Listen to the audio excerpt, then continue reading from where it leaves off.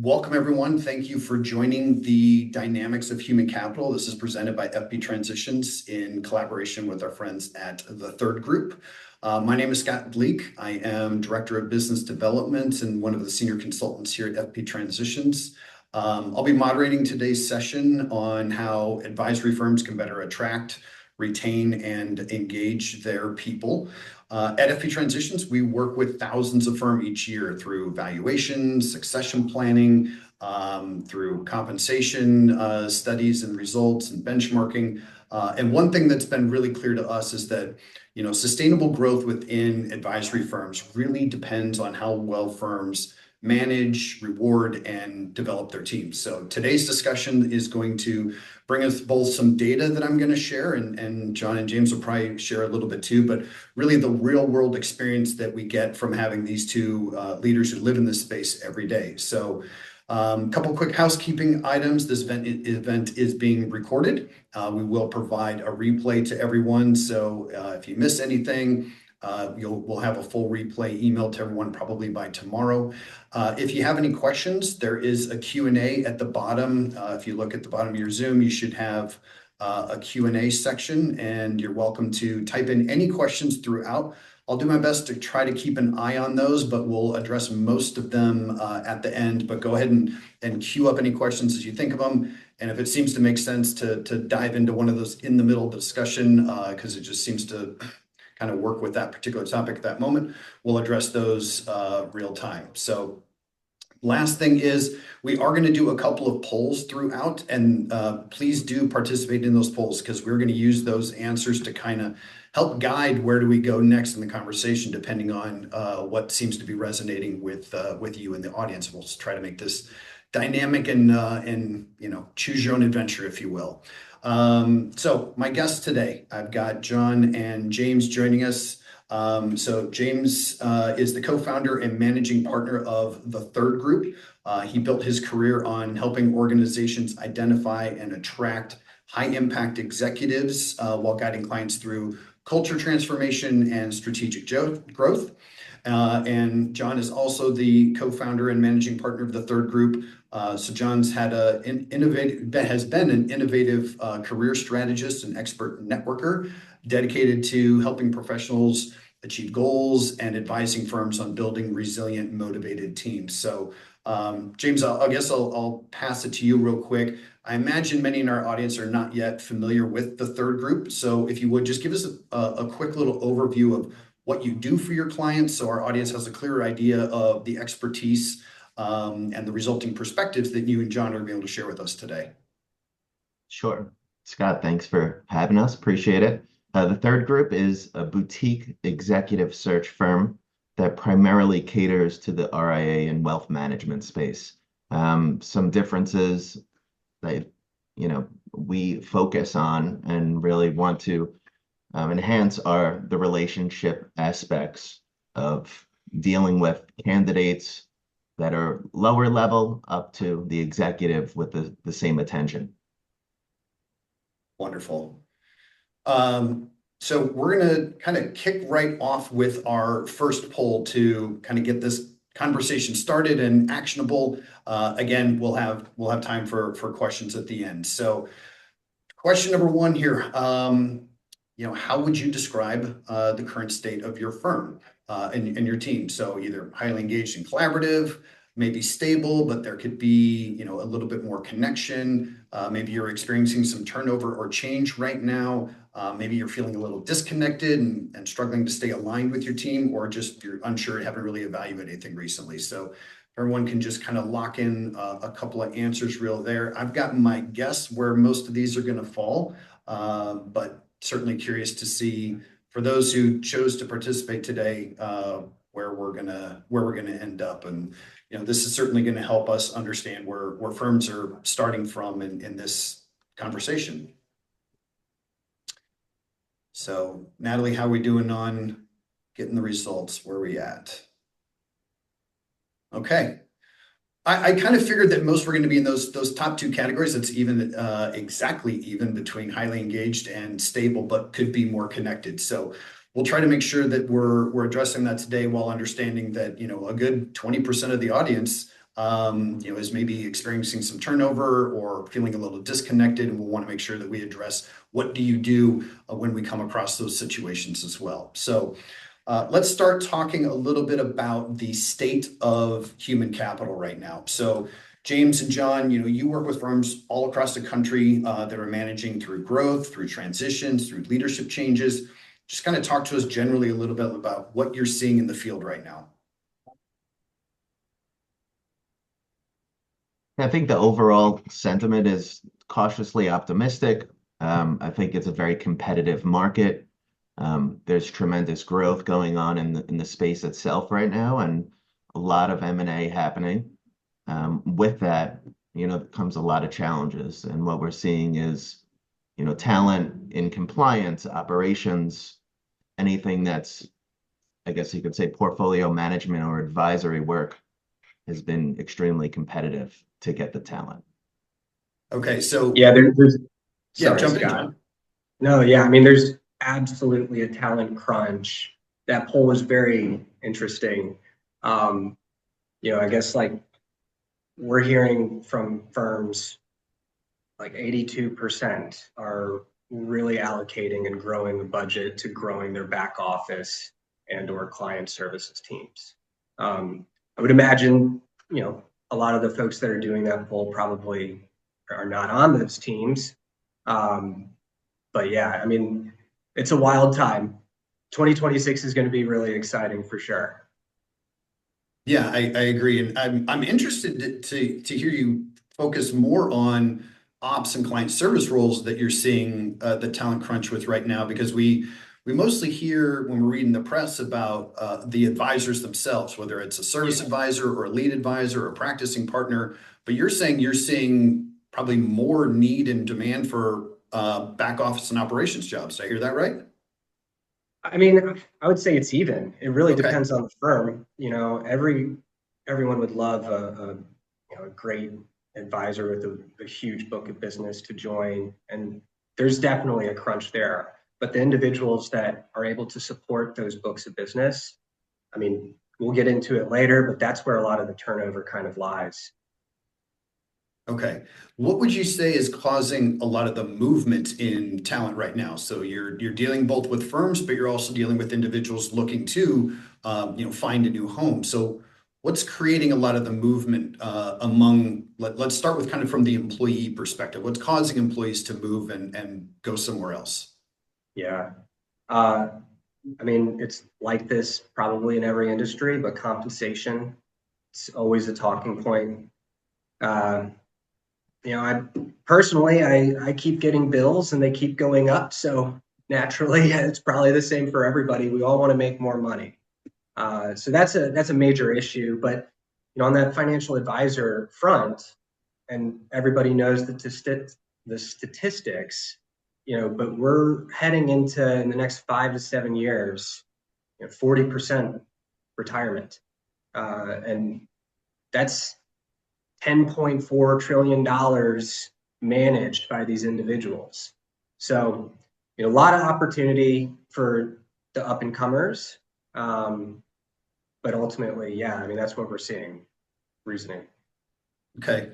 So when we talk about the hiring side, so the firms that are looking to add new talent, tell us a little bit about, you saw the survey results, but tell us a little bit about the sentiment that you're seeing among the firms you're working with, the advisors and the staff and the owners of those firms. And like, do you see a lot of multiple positions being hired for in the next year? And what did you see last year as well in terms of how much growth were they adding to human capital? Yeah, I mean, it's all gas. We're seeing a lot of growth. I mean, I'm sure there's firms out there that are not experiencing that as well. But really, the types of searches are becoming more and more specific. It's got to fit like a glove for it to make sense. So from a firm hiring standpoint, they're going to be cautious and really make sure that they're vetting these individuals correctly and that they're absolutely the right fit professionally and culturally. James, what are you seeing when it comes to both the employee side and the employer side, when people are looking to make changes, John mentioned comp is certainly a big driver of it. Are you seeing much anymore now that we're, 5 years plus past COVID? Are we still seeing the work in office versus hybrid versus fully remote being an issue? I think that the hybrid and flexible workspace has really allowed teams to collaborate differently. It's been a challenge. There's still a lot of firms out there that want the 5 days in office, and have that type of culture.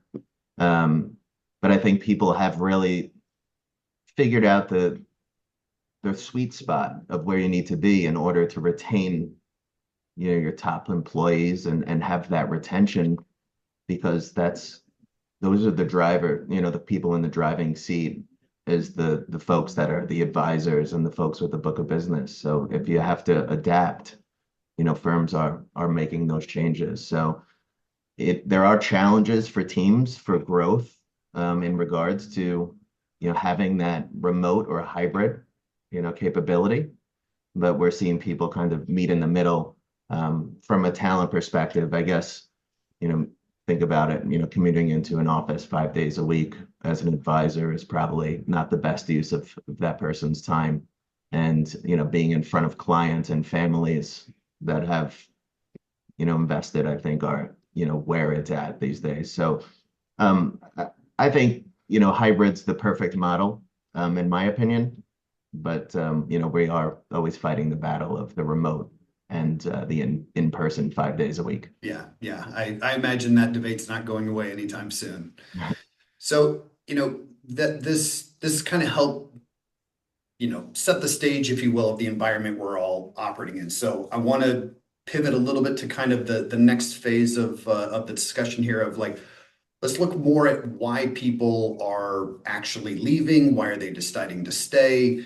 We certainly hear that pay is both, John, your comment a moment ago, but that's easily read in a lot of articles about this that we all see in the industry, but it's really rarely that simple. So, what are some of the common reasons that professionals are telling you guys, that they're looking to make a move in the first place? If it's beyond comp, or maybe if it's comp isn't structured the right way, like I'd love to hear what people are telling you of like, I can't stay here anymore. I got to find a new home. Yeah. Sean, go ahead. Right. Great.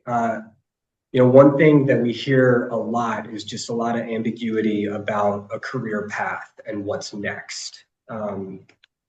It's like only 38% of firms out there, their team actually has a clear understanding of, how do I grow? What does it take? What does that growth look like once I get there? And then what's the step after that? So I think those conversations, sometimes a firm might not know what's in the cards 3 or 5 years down the road, but I think being open and honest about that is definitely maybe more settling for an employee that's really focused on their professional goals and they want to get there. So like that transparency, that's behind compensation, I'd say. And then I guess like our top three, Scott, and I don't know what you're seeing or what you think, but going back to the flexibility of remote or the hybrid model, having flexibility to take care of family and the usual doctor's appointments, whatever may come up, and not having to worry about being at a desk is really important for people these days. On top of that, the comp, and then the other one is just the lack of advancement and somebody that really wants new challenges and doesn't have the opportunity to get their hands on that. So I think I might have this stat wrong, but I think 70% of Americans think they're an above average driver. So statistically, that's not possible for 70% of us to be above average in anything. So I imagine most firms kind of think of themselves and their culture in the same way. Like, we've got a pretty good culture. We saw with the poll, basically 80% of people here said, things are really good or we're pretty good, but maybe we can get a little bit more connected. So what are the things that might signify that a firm doesn't have as good of a culture as they think they do? I think I John and I were talking about this. Sorry, John, I didn't mean to No, go ahead, interrupt. James. Um, but what we've seen is communication being the clear factor that people may want to make a move. I think that just having an understanding of compensation, having direct discussions with the employees has been something that people really want and value. And when there's not direct discussion on where the future lies and where you're going, whether it's comp or title, promotion or whatever's most important to that person, you can't wait to the end of the year to have an end of year discussion to address these things. I think the time is on a month-to-month basis, one-on-one meetings often, and that's how you're able to address these and combat, be able to have the retention. Well, I think there's still this kind of old school mentality out there too of, well, clients or employees will ask for a raise if they want one. Yeah. Yeah. And that's not a good strategy either. So and I think your point is really well made, James, that we have to do better than just the year-end review. Do you think this is a communication process that is on an individual basis? Do you think this is something that happens in like, a whole company meeting that's done, like a town hall? Like how is this communication done? Is it both individual and group? And what's the right cadence if it's not once a year? I mean, I'll jump in here. I think it's really about the frequency. So once a year, a one-on-one meeting, I mean, that's a whole year condensed into an hour discussion. I don't think that's enough. The one thing that we do is, we're doing biannual reviews, but we lead with discussions about professional goals and personal goals. And it's a collaborative discussion where, all right, how can we help you, achieve what you want to achieve? And then this is what overall the company we're looking to achieve. How does that, how do you fit in with that?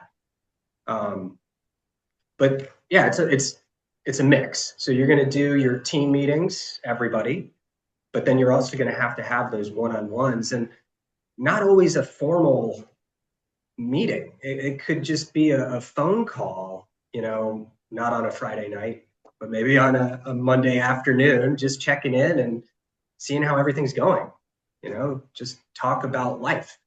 I think that connection is important. Yeah, I think this is a really good point. And, one of the great takeaways that I'll probably mention again at the end, because I think we're all kind of struggling of how do I broach these conversations? How do I get it started? So you're not feeling like you're lecturing, that you don't want it to feel like this is about an evaluation of them. So it's just starting with what are their personal and professional goals, I think is a great starting point, because it creates an open framework for a discussion without it necessarily going in a prescribed manner, and just let the talent kind of tell us what's important to them. And then you can kind of cater the rest of your message to each individual. So I really like that. What should we be looking for that, let's say we're having that biannual review. What are some signs that a client might, or I keep saying client, one of our associates might be starting to become disengaged, that there's not quite enough connection that we would hope for? What are some warning signs that you see?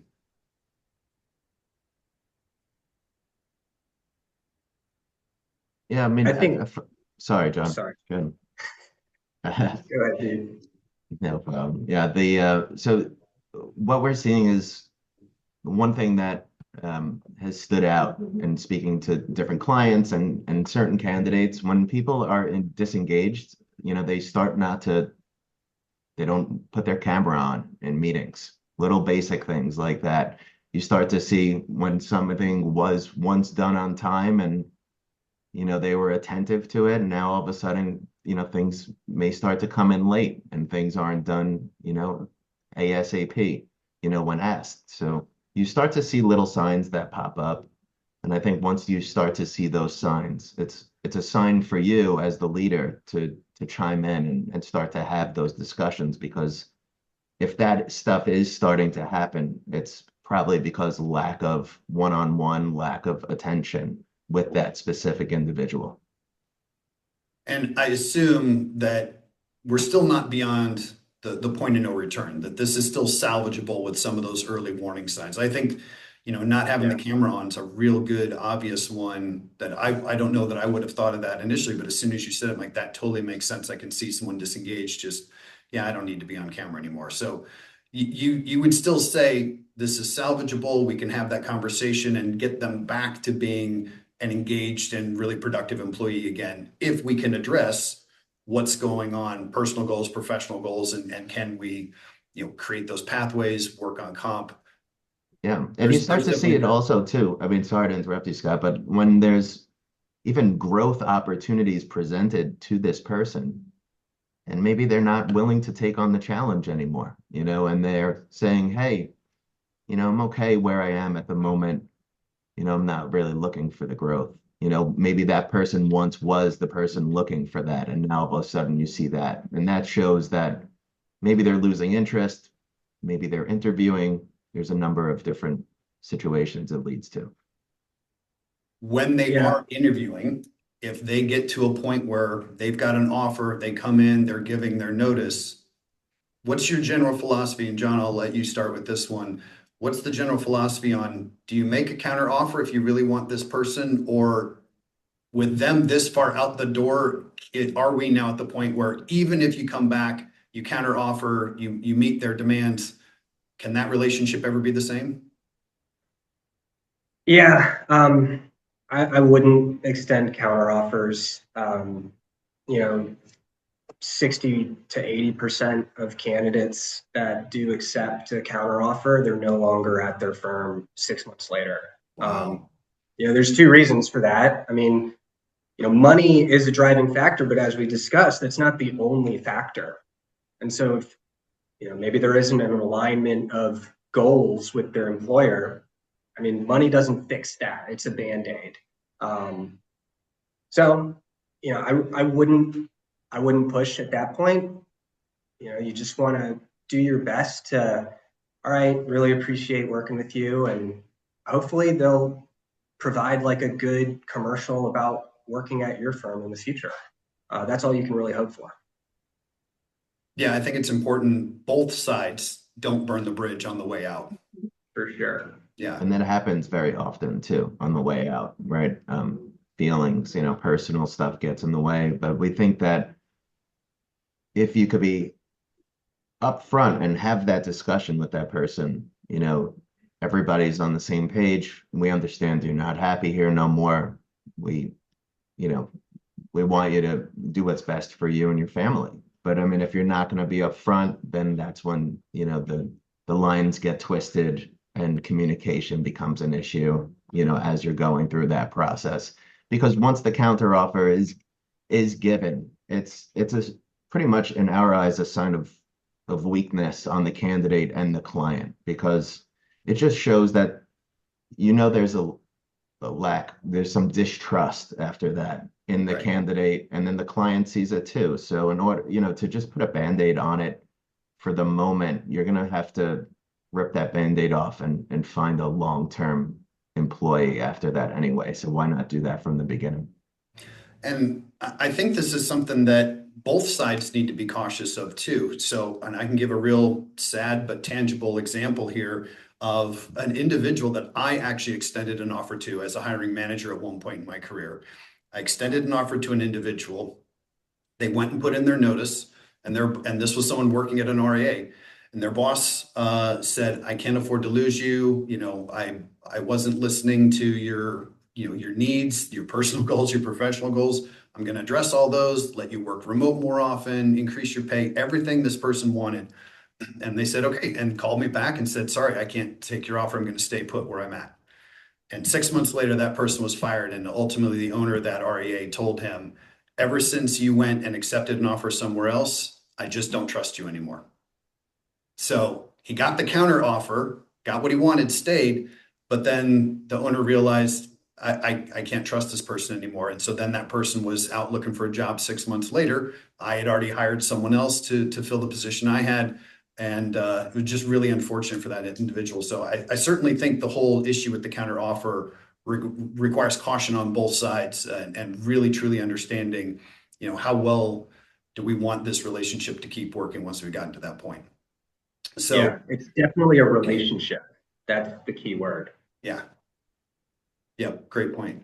So when we think about kind of transitioning to next segment here today, we do want to talk about compensation and really getting into some of the weeds on this. We've got a lot of data here at FP on this, so I'm going to share some of that. I got some good questions for John and James afterwards, but I do want to just kind of ask. We'll do our second poll here of if you've had someone leave, what was the root cause, or what's usually the root cause? So if we can pop up our next poll, we'll see what everyone's got to say on this. So when someone leaves, what's the root cause? Is it, and these are a lot of the things that John and James talked about. Is it limited growth or advancement opportunities? Is it that lack of communication or leadership, misalignment of culture, comps not matching expectations, or just kind of burnout, work-life balance challenges? So this one's probably going to be a bit more interesting. I could see more even distribution on the answers to this poll, but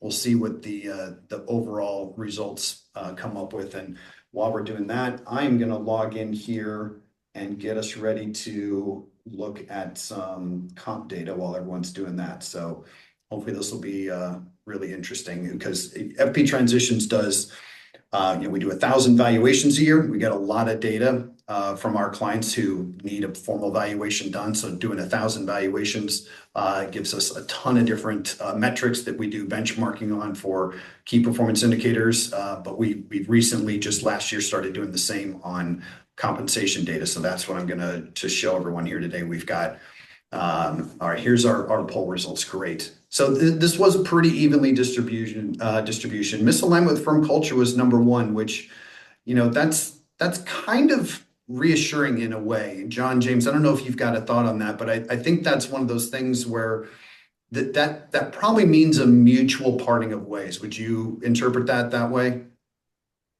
Yeah, I would. I mean, it definitely could mean that. I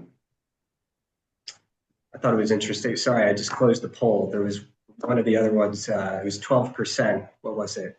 Okay, So, I feel like lack of clear communication or leadership kind of goes with that limited growth and advancement opportunities. So I was interested with that.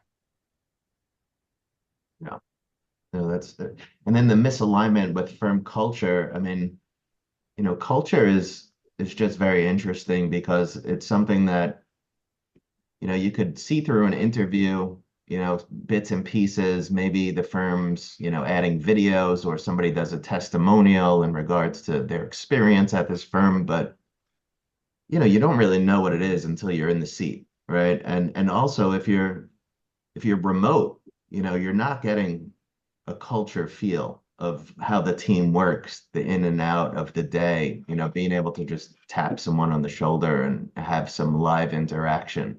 It's just not possible through video. So I think that's all due to kind of also lack of communication from leadership. Just being able to say, hey, this is the direction you could go in. Yep. If you want to or not, as opposed to making it a gray area. Yeah. I also love the 12% self described hard workers. It's a burnout environment. And so I don't think that that's necessarily a bad thing. It's a bad thing maybe for a lot of people, but for some people, they want to go to work and they want to put their nose to the grindstone and really just pour their heart and soul into it. So I think that's a good poll for maybe a firm to recognize, maybe the basis of what their culture is even. Yeah, great points. So let's get into some comp data. I think there's some interesting things that can lend to our conversation here. So I'm going to share my screen here with everyone. So this is a look at, I think I might have zoomed this a little too much. Let's drop that down. All right. So this is just kind of a look when one of our clients, logs into our website and wants to see their valuation and the benchmarking that we've got on their key performance indicators. But again, like I mentioned, we really started tracking some information regarding their compensation last year. So if we look at, we've had over 500 firms participate, nearly 5,000 individuals. Just to kind of give you a snapshot of what the size of the firms look like, and the various responses we've got based on firm size, by the size of the teams, kind of cost of living ranges of the various places that people have participated from, and then what type of roles that we've gathered data on, and years of experience. And we can kind of benchmark on each of these things a little bit differently. So, firms that log in and create this, we try to score them real quick and easily on three key things of like, okay, from a salary calibration standpoint, like how are you doing? And in this example's case, nothing highlighted needs immediate attention. So pretty well suited to how their salary, the base salary of all their associates, is in line with their benchmarks of their peers based on the rest of the data we got. And then in terms of this firm as well, they've got some employees that are, sharing in equity there. They've got multiple owners. They've maybe done some internal succession planning. And, to the point you brought up earlier, John, of having that career pathing really clear. So this firm's probably done a good job of that, saying, hey, we're going to try to make sure we're retaining key employees using equity, which is going to be one of the best tools you can use for employee retention.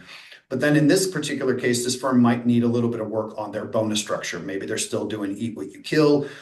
Maybe the bonuses are just kind of the annual holiday bonus instead of being tied to specific metrics. So, just kind of some quick health checks that we provide, but then we can really get into the details and, benchmark on a lot of different things. So just for example, if somebody's looking to hire a new lead advisor, well, right now, the national average out of all these participants, median was around 120 on the base salary. If we want to look at base salary and bonuses, now that median's up to 137. And if we're going to include total comp, now we're at maybe 150. So this gives people a good idea of, all right, if I'm going to hire a lead advisor or my current lead advisor, how am I compensating them? Or am I in a good spot?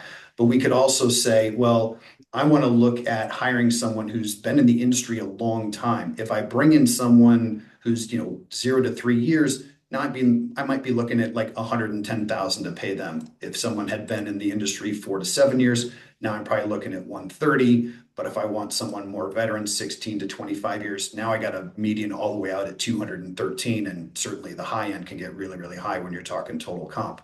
So this is a way to really get an idea on the various roles, and I just focused on the advisory ones. You guys mentioned operations, so we've certainly got details on operations and client service roles as well for people to see all those and do different benchmarks from a team perspective. So some of our paid clients get to see even more detail on each and every actual person in their firm. In this case, this client service administrator is in the second quartile, a little bit below the median. So maybe a little warning sign that this individual could be underpaid, but we might want to also look at, cost of living or, based on years of the industry of that person, maybe they are in line. So we can check those different variables, whereas this individual's in the top quartile, kind of near the very top end of the range there. So again, gives firms a good idea on all these different metrics of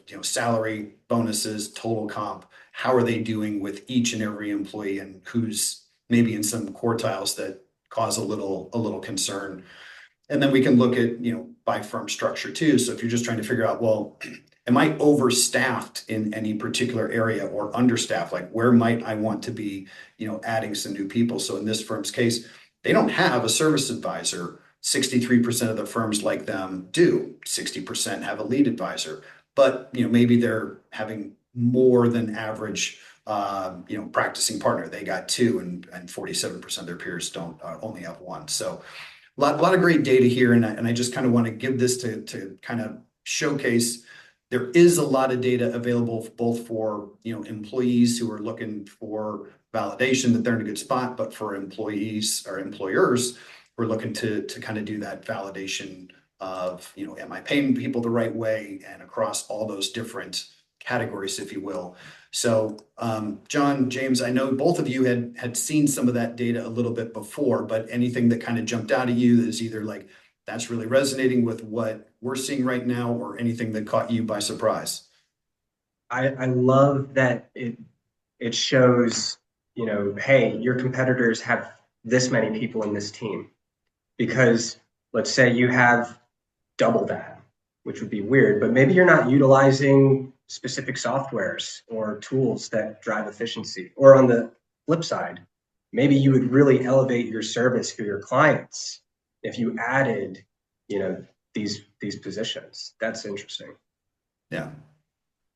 We've seen a couple of firms that we have relationships with and people we work indirectly with that are just a little outdated, right? A lot of folks have maybe done some internal benchmarking with the teams that they have there, but maybe not looking externally to what the competitors are paying, and therefore, the salaries are just skewed. So I think there's a lot of discrepancy about the way more junior and mid-level people are paid these days from partners that are 20, 30, 40 years in a business. They just don't understand that the salary has shifted a bit for all levels and don't want to come to terms with it. Yeah, we had a couple of questions come in through the Q&A, so I want to address these first, and I'll ask my my behind the scenes producers here if we can maybe add some things to the chat or to the resources. So two people asked, is this available on the FP website? And then, how do we access this type of information? So we can put in some resources on where you go to find that. So for anyone who participates in our compensation study, which you can do anytime, any day, it's kind of open at any given time. We're not like only taking survey data at specific periods of time. So anyone that participates in it can get some of those results. Some of them are gated and additional information for our clients that are kind of ongoing paying clients that want valuation benchmarking. So we've got additional data, but a certain amount of that is available to anyone who does the study. And a really nice thing about our study compared to some of the other comp resources out there in the industry, because we're collecting this data all the time, we're processing it daily. We're updating the benchmarking data in real time. So every day, those numbers that we just looked at could change tomorrow a little bit based on the latest survey data we got the day before. So anyone who enters that comp data in our on our website, you'll have the results the very next day. So you don't have to wait months for a report to come out. And I did have a question too. So I'd like James and John for you to address this one. This came up earlier from Taryn. Curious to hear your philosophy on raises. Do you do cost of living? Is it received for work done previously? Is it for looking forward? What are your guys' thoughts on raises? John, first. Yeah. If you're not providing raises, just think of inflation. You're providing a salary decrease. The truth is, when a candidate makes a change, they'll typically see a 10 to 20% increase in their base salary. So are you incentivizing somebody to leave if you don't give raises? I would say so. It has to be, earned. And that's where I think these conversations come into play throughout the year. Everybody wants to make more money, okay? But the goals are also important. And if we're not, before the end of the year, having these conversations and understanding where we need to be to keep everybody happy, and that's both ways, then we do risk, losing folks. And another metric, this is kind of off topic, Scott, but a metric that I think every firm should just keep in-house is their turnover rate year over year. You will lose people, and sometimes it's because it's time and it's not the right fit anymore. But like your higher level folks, lead advisors, turnover might be 2 to 4% year over year. But if you're looking at the future, maybe your junior staff or even your back office staff, we're looking at 10 to 25% turnover year over year. So it's not if it's going to happen, it's when. And so if you're not preparing, your team for the future, you're going to be in a bad situation, a stressful situation, I should say. James, when, again, kind of having looked at that data, when you think about your clients, the people that hire you guys to help find some talent, how accurate do you think most firms are in the sense of how competitive their pay currently is and where it needs to be? I mean, there's some firms that are using tools that you just showed that are up on the up of what's going on in their firm, and they're on top of it. I would say it's a split. There's a lot of firms that have just fell behind and just don't have the right tools yet. So, I mean, there's a couple of examples we could give on firms that we actually advised and helped say, hey, if you don't give a raise here, to this group, you can't bring somebody else in at a higher number and expect these people to stay that are getting paid less. So I think there's a number of different ways that it could, unfold. There's all different firms that we're encountering these days. Okay. I want to pivot a little bit now to what we're calling the human side of human capital. So let's talk a little bit about what does human capital really mean in practice. So for a lot of firms that are handling their human capital intentionally, doing it well, it's not just about staffing. It's about having good leadership, trust, communication, shared purpose to drive performance. So when a firm first hires you guys, John, what would you say they might be struggling with at the start that causes them to hire you? And so how does a firm that's making the decision to hire you and obviously knows they need some help, how does that differ for a firm that maybe has been working with you for a while and maybe, let's say, kind of gets it a little bit better? So if you can talk a little bit about first time you start working with people and then people that you've been working with for a while. Yeah, well, I think people work with James and I and our firm, our great team at the Third Group, because they're having trouble uncovering the right fit. So it's up to us to find out what is the right fit.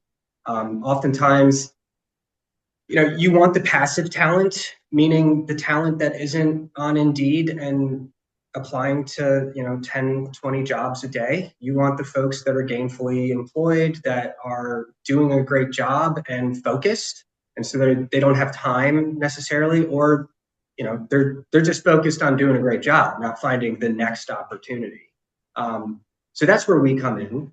Obviously, we find a lot of these folks through networking, and when we're talking with a client, we're uncovering why is this position open? If somebody was promoted, that's a great story to tell for incoming talent. If somebody left, that's not necessarily a bad thing. It happens, but do we know why? And that's where we can kind of dig in and understand, is there an issue? If there is, it's totally fine. Everything can be fixed, but we want to make sure that everybody knows what they're walking into. Like we said with the burnout, some people really like that environment. Personally, I like to work.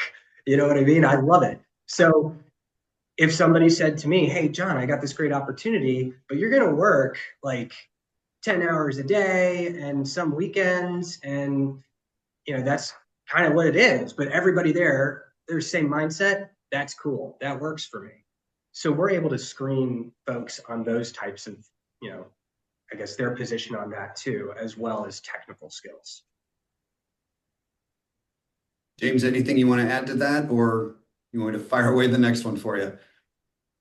No, I think John's on point. I mean, it really clients sometimes don't realize that they got kinks in their process, and sometimes you have to help them shorten interview processes, condense certain ways they're going about things because candidates aren't on the market long. And if you want to be competitive and you have a six-step interview process, it's probably not going to be conducive to getting the right talent because the right talent's not going to stay long.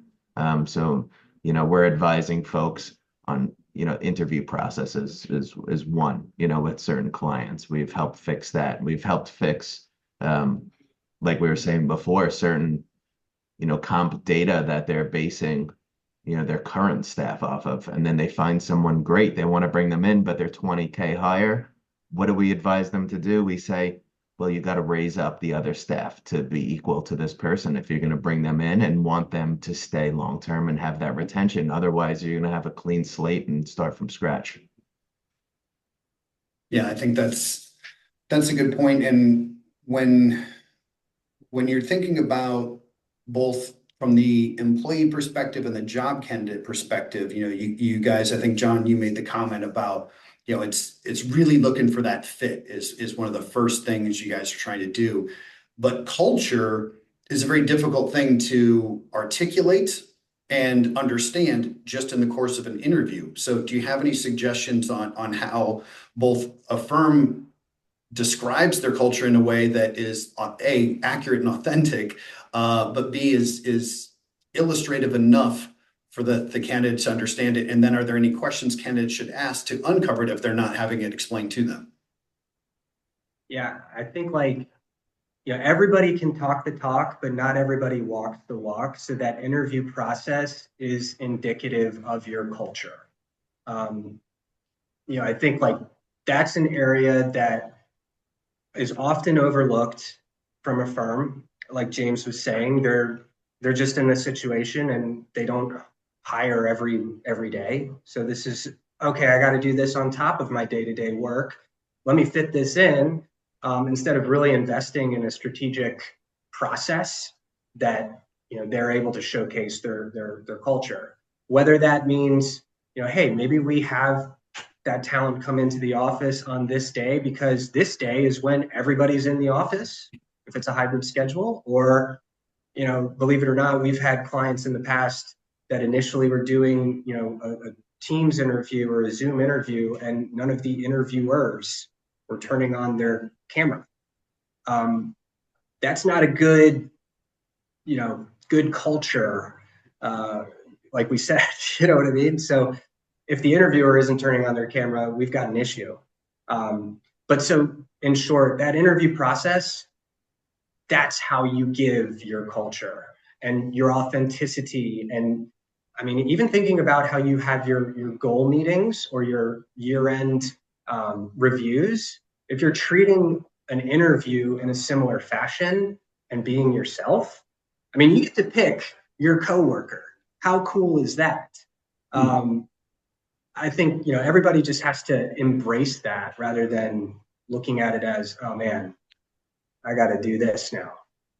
I like the parallel to the annual review. I think I don't know that too many people have thought of it in that way. And I think that's a good tip that I'm probably going to implement myself with my team. So finishing up kind of on annual reviews and some actionable takeaways, we'll get to Q&A here in just a minute. But James, if you want to kind of have the last word on this topic, I think it's really important for firms that are actively trying to grow that the annual review be a growth discussion, both about the firm and the individual and not just an evaluation. So is there any recommendations you've got, best practices you've seen in firms that do that well? From what we're hearing, I mean, people want transparency.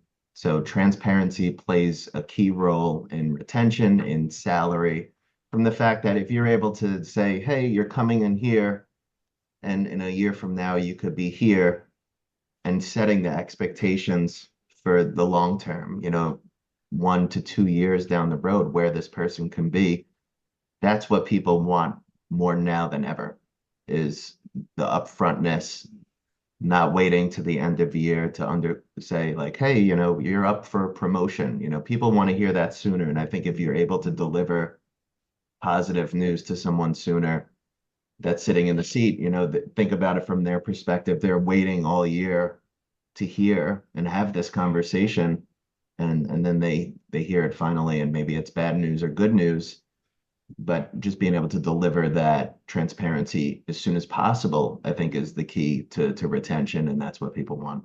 Yeah. And again, I think doing them more than annually, I think doing them twice a year is probably warranted in a lot of firms' cases. Yeah, we're really putting a push for the one-on-ones, once a month with each person, to make sure that we're on top of it. So I think that's something that has been working well for us. Good.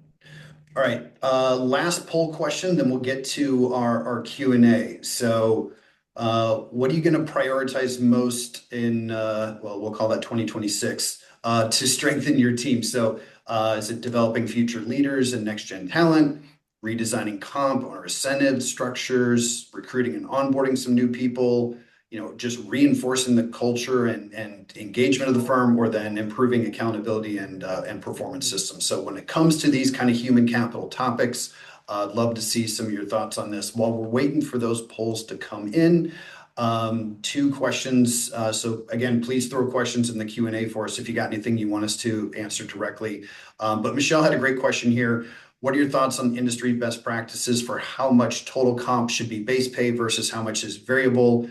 And then, for staff versus advisors. So I'll take a stab at that, since I have a lot of the data on it, but James or John, if you want to jump in on that as well, you can. So, we do a lot of work, making comp plans better for firms that we work with. So firms might come in and say, hey, we know our comp plan's not ideal. Can you guys help us, structure a better one? So some of the work that we'll do on that is particularly, like, again, if someone's still doing kind of eat what you kill, revenue share, those are not good equity centric variables to be using in a comp plan. There are better ways to do it. So, we're going to look and see how's everyone doing it right now, and where do we want to get to. So if you think about the three examples, there we go. Good. Oh, interesting poll results here too. But if you think about, the health check that I showed on our website for that sample firm that did our compensation study, we want to see, is base salary well calibrated across the industry? What is the proper bonus structure? Is it being used at all? Is it just that annual bonus? Is it based on performance metrics of the individual, of the organization? And then, yes, equity should be involved in some way, shape, or form to retain talent when you get up higher in the ranks of the organization. So short answer, Michelle, is I would say for most people, your base salary, if you add 10% to that in the form of variable bonuses for your ops people, 10 to 20%, kind of depending on longevity, experience, et cetera. And then, maybe when you start to get to advisors, that number gets north of 20%. But you really might want to start considering, some type of very formalized plan for those advisors that is not based on their revenue production directly. You don't want compensation tied directly to revenue. It can be correlated, but that's not going to help your margins as a business. So John or James, anything you want to add to that, or we just move on to the next one? I think you're spot on, man. Okay. Nice, Scott. This was not a question, but it was a comment, and I want to address it. When we were talking about, people leaving and attrition, somebody said millennials have no loyalty. And I'd be curious to see if you guys find that to be true, if you've seen any data on it. I'm a Gen Xer, so I'm certainly not I'm not going to bash on my younger generation. But I know I was even an anomaly as a Gen X. I spent 22 years in my last company. I've been at FP for 5. I did have a little brief stint in between when I had a part-time job as a watchmaker, but I ended up getting fired because I put in too many hours. But Do you guys find any generational differences right now? Is loyalty dead overall, or is this an anomaly, or just, you know, brief experiences that people have had? Tell us your thoughts on generational loyalty. Yeah, generational, I don't know. I think everyone, no matter their age in 2026, is experiencing a shorter tenure. On the flip side, as recruiters, we can say that the roles that we're being asked to fill are becoming more and more specific, probably for that reason. Folks don't want to spend 6 months to train somebody and then, have a year and a half with them and then they have to do it all over again. They'd rather get the full 2 years, let's say. But no matter what, we can't control society. We have to work with it. So, yes, people are moving around more frequently. I'm a millennial, proudly. I'm an older millennial, unfortunately. But yeah, I mean, there are millennials that do stick. There's Gen Z that definitely sticks. They're old souls. We have a couple on our team. So Is there any tricks to finding them? you gotta make a TikTok, and I'm just kidding. They made fun of me the other day because I said, yeah, like connect on Instagram. Apparently that's a follow and not a connection. I'm just on LinkedIn. That's all I know. James, anything you want to add to the topic here? Being a millennial myself, I feel that there's people that work hard and people that just do enough in all generational areas. So I think that to put a tag on it as far as Gen Z or Gen X or millennial, it's tough. But I think what you have to look for is somebody that just has the same values as you and somebody that really wants to, I guess you could say, attack the same problems that you want. And if you don't see that and have that commonality, then you're going to be taking a chance.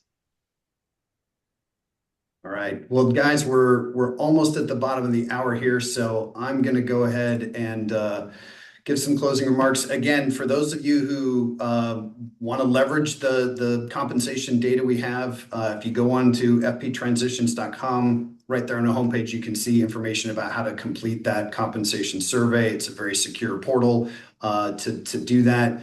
If you want to learn more about our benchmarking capabilities, our compensation design capabilities, you can certainly schedule a consult with anyone on my team directly from the website as well. So if you want to talk to us, you can do that. And again, you don't have to wait months or quarters for those results. You'll see them the very next day. James, John from the third group, thank you so much for joining us today. I thought this was a really good conversation. I want to thank everyone who participated and joined us today, and we'll be back next month with our next FP webinar in March. So thanks, everyone. Have a great day. Thanks, Scott. Thanks, Scott. Thank you.